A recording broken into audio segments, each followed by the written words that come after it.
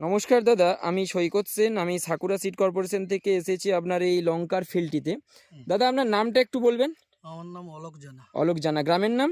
আমদই, গ্রামের নাম আমদই। আর হচ্ছে আপনার থানা? ঝাড়গ্রাম। থানা ঝাড়গ্রাম।